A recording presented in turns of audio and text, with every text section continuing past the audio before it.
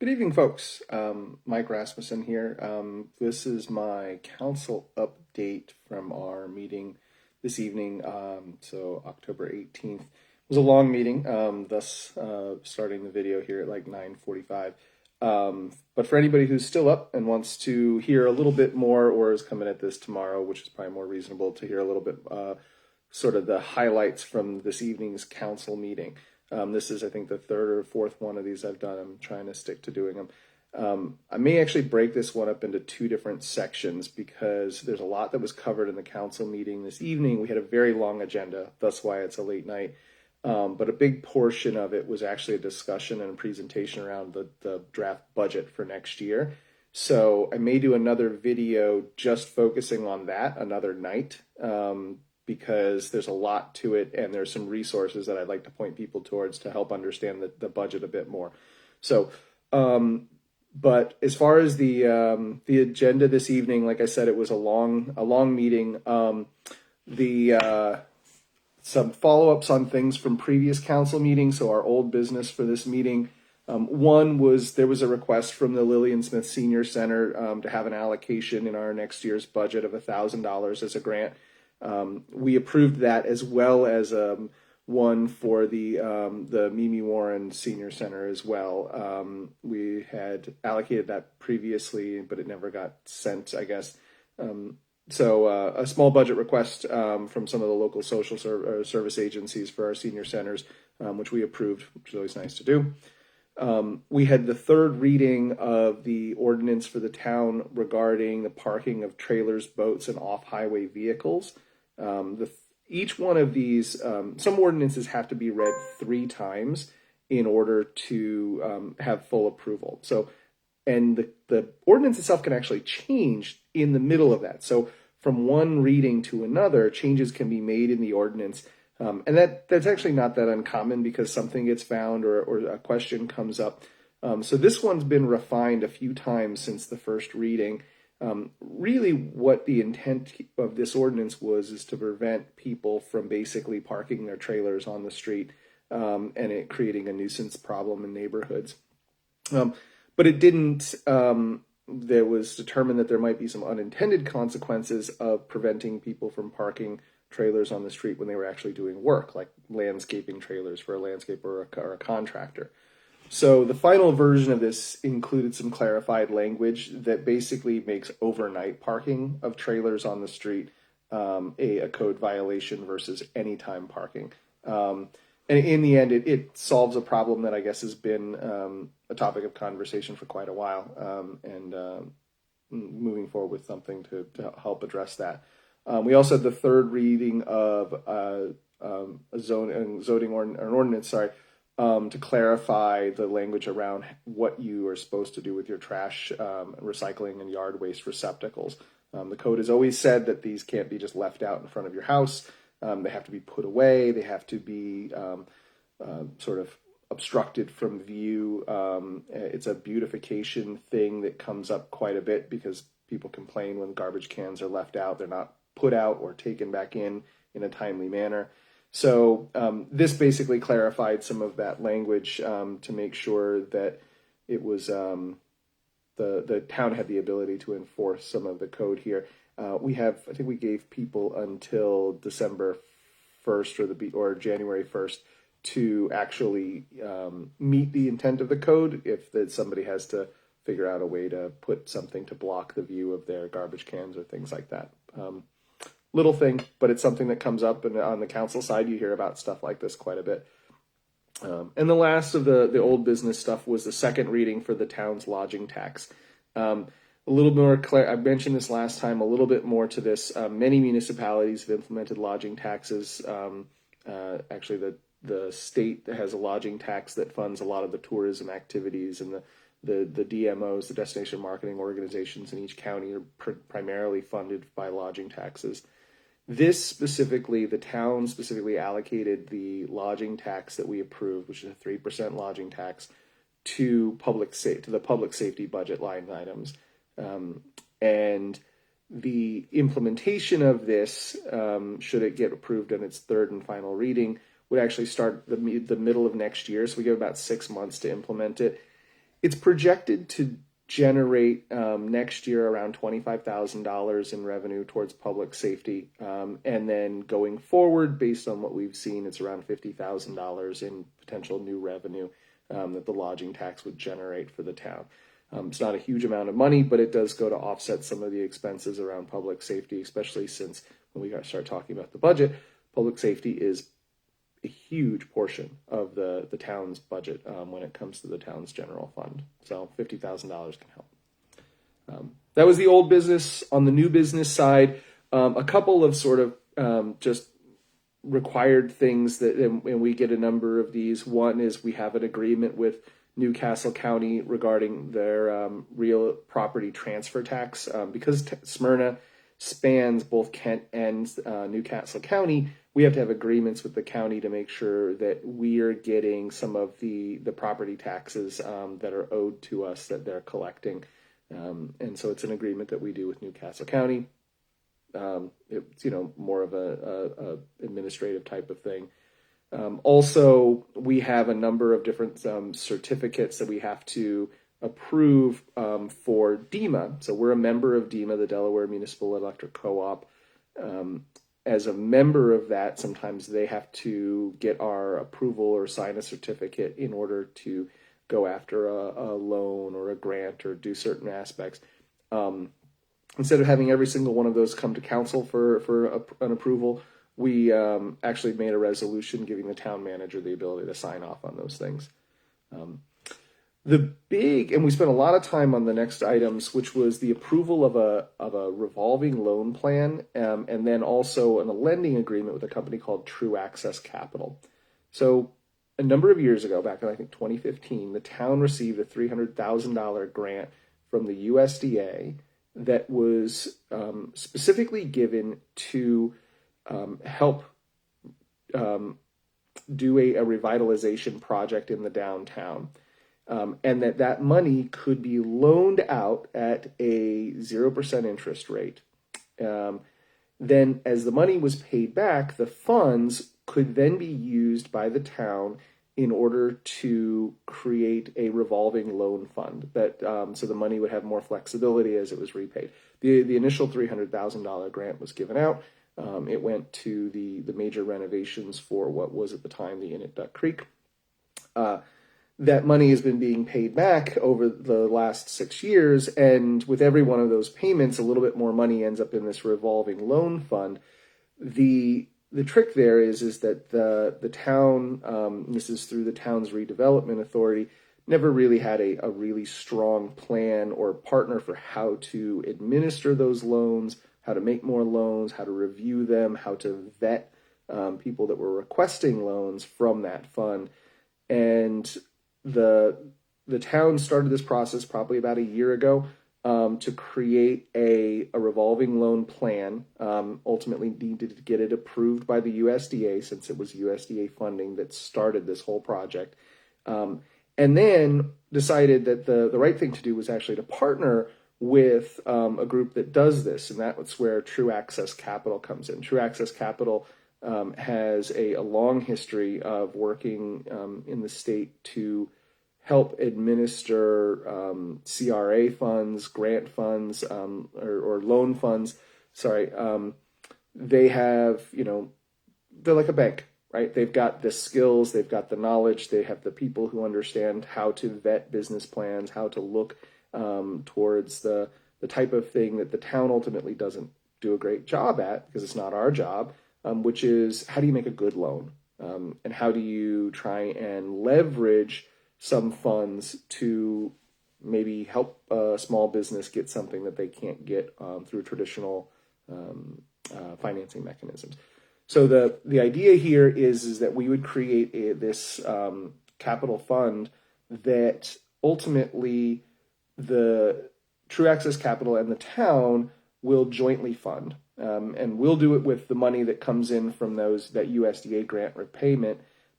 The True Access Capital puts up their own funding, and then if an application comes in, that True Access Capital will do the vetting. They'll be the ones who administer the loan, and ultimately together we'll decide whether we want to fund it. If so, how much, and then how much of that comes from the town's fund, and how much of it comes from True Access Capital. And so it creates a very flexible lending tool, I think, that ultimately we hope will help some small businesses make investments or get the access to some capital that they need that can help them grow, if they're not able to do so through those more traditional lending sources, your typical bank loans and things like that, SBA loans.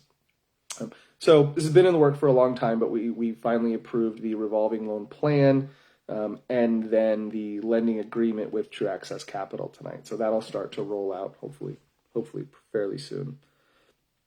There was another conversation about, so I already mentioned the Redevelopment Authority. The Redevelopment Authority has another program that's separate and totally separate funds from the loan program, which is a facade grant program. I've actually, in my business, we've gotten one of these. My house, I'm doing renovations here. We were able to access one of these. It's a program that gives either businesses or homeowners a bit of money, a grant, basically, to help offset the cost of making facade improvements, to pretty much help make properties look nicer from the street. The original funding for the RDA program was through vacant property fees that the town has an ordinance to collect. Some years ago, apparently, it was decided that they would no longer allocate those vacant property fees. And since then, the RDA has essentially used up all of the money that was originally allocated to it. And they need to come back to ask council at this point to help recapitalize that loan program or that grant program.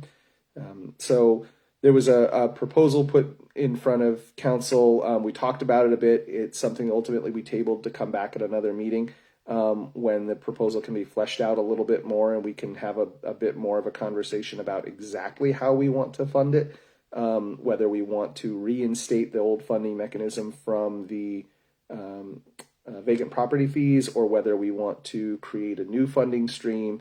I think it's a bigger conversation and it just wasn't happening this evening. So, but more to come. Ideally, the RDA is a really cool, it's an entity that can do a lot of neat things. It can buy property, lease property, renovate properties, sell properties. It can make grants, it can make loans. It has some unique fiduciary abilities. It would be, but it has not really operated as its own independent entity from the town, which I think was the original intent. So hopefully over time, maybe we can figure out how to better utilize that entity to do some downtown revitalization programs and things like that. Another sort of an odd one off of a lot of municipalities right now are dealing with ARPA funds, the American Rescue Plan Act funds. The town of Smyrna is getting a little bit more than $6 million, $6.4 million or so. And every town around is getting some amount of money. There are huge questions about what that money can be used for. And the state of Delaware had created a proposal that they were asking municipalities to sign off on, which is in exchange for contributing, I think it's 0.4% of their second allocation of funds, that they would get legal services that the state was going to basically put a law firm on retainer, and that they would provide legal services for the municipalities in vetting the proper use of those funds, so you don't get caught in a position where you spent $100,000 on a project that you thought was an allowable expense under ARPA, but in the end isn't, and now the federal government's coming back at you and wants their $100,000 back. For the town's allocation, the vast majority of our money is going towards, more than 60% is going towards things that are very clearly allowable. Some towns are spending all of their money on things that are very clearly called out and allowable. So there's a big question about why would you give up some of your fundings, and for Smyrna's case, about $25,000 is what the state was asking for legal services, when it may not really be be something that you ultimately need. And in the end, we decided we would use our own legal counsel based on what we think our needs are and what our true expenses are likely to be. We're being pretty conservative with the funding anyway. We're not terrible. We don't think we're sort of, treading new ground or anything like that about how we're using the money. So we're going to not engage with the state program around this sort of shared legal services. There was pretty much no real support from council to take that action. We also talked about, there's a lot of stuff around grants and loans and ARPA. So one of the allowable things under the American Rescue Plan Act funds is actually the creation of facade grants. This is different facade grants than the ones I just mentioned under the SDA. The proposal that the town put forward to council was to use $400,000 of the ARPA funds to create a specific facade grant program that would fund up to $50,000 per project for substantial commercial facade improvements. So this is if you owned a business, and it was specific to the redevelopment area, which is typically what we think of as the downtown, as well as the Smyrna Business Park out off of 300. That if you were an owner of one of those buildings and you wanted to do some substantial improvements, you could apply to be considered for some of these funds. Ultimately, we didn't approve the proposal this evening. There were some questions that came up and some clarifications that we need to get going, so that'll come back to council again. There's not like there's a tight timeline in order to need to do this, but ideally, I'd love to see something like this happen where, if you have an older building downtown that needs not a couple $1,000s of improvement, right? You can't even paint a building for that these days. But needs, 50,000, 80,000, something like that.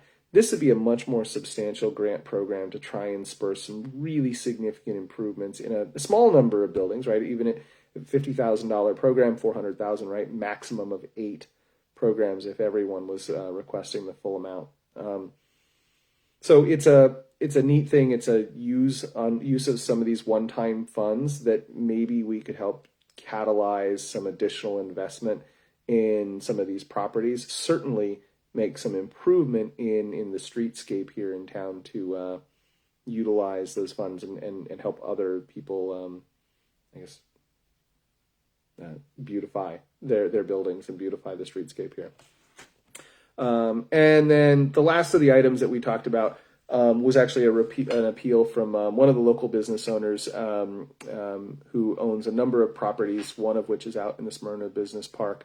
Who's looking for some flexibility in how he designs a new building. So he wants to build another 10,000 square foot building, or just under 10,000, onto his property in the business park. And there are some very interesting covenants, rules around what buildings can and look like and things like that, many of which have, it sounds like, never really been enforced.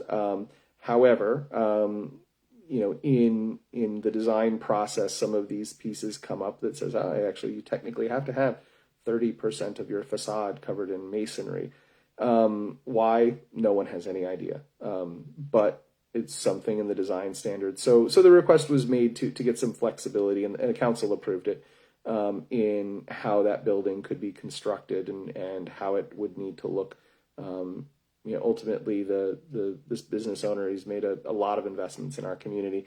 So this is one more thing that he's investing in, and ultimately the town should get out of the way and help him move forward with a reasonable plan for that. So that's the rundown.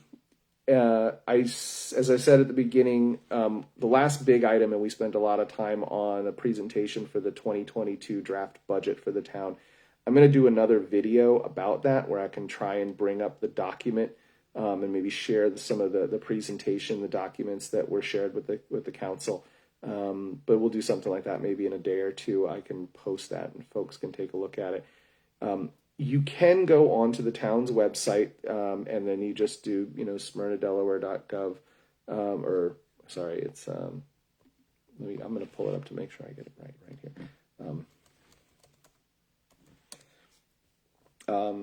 Yeah, it's smyrna.delaware.gov. And then if you do /budget, it'll take you to all of the budget documents that the town has created, and there'll be a presentation.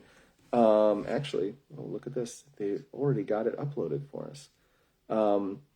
Yeah, so there's a presentation for the draft budget. I'm going to, try and walk folks through that a little bit. It's a pretty hefty document. It's a nice presentation. I think the town staff did a great job of sort of laying out what the major changes are, but it's too much to cover tonight. So that is the quick rundown for the council meeting from October 18th. Obviously, if anybody has any questions, I try and get to them, send me messages or respond. Just want to give those of you who don't have the opportunity to come join us a little quick look at what we're up to. I forgot to mention, I don't know how many people tuned in, but we were actually also on the town council meeting was being broadcast on Facebook Live.